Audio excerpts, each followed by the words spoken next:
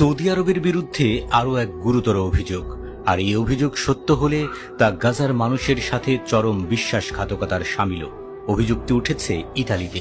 বলা হচ্ছে সৌদি আরবের রাষ্ট্রীয় জাহাজে করেই আমেরিকা থেকে অস্ত্র পৌঁছে দেয়া হচ্ছে ইসরায়েলে, যেখানে ইউরোপের বহু দেশই আর ইসরায়েলের সাথে এখন অস্ত্র ব্যবসা করতে চাইছে না। স্পেন, ফ্রান্সের মতো দেশগুলো ফিলিস্তিনকে স্বীকৃতি দেওয়ার পরিকল্পনা হাতে নিয়েছে। সেখানে সৌদির এমন রহস্যময় আচরণ নিয়ে প্রশ্ন উঠছে। ইতালির জেনোয়া বন্দরে 7 আগস্ট সৌদি জাহাজ বাহরি ইয়ানোবু আটকে দেওয়া হয়েছিল।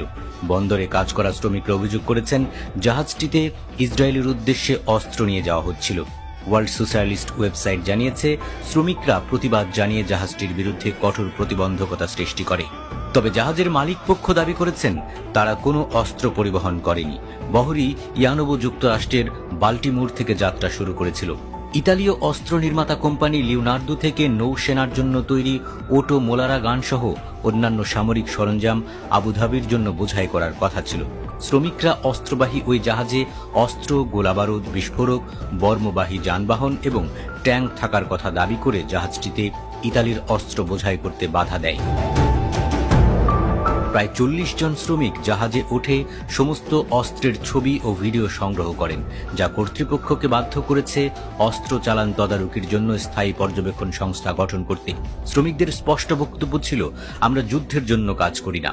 ইতালির পিপলস ডিসপ্যাচ জানিয়েছে এই ঘটনা ইউরোপ জুড়ে শ্রমিক ইউনিয়নের মধ্যে ফিলিস্তিনের প্রতি সমর্থন এবং গাজার গণহত্যার বিরুদ্ধে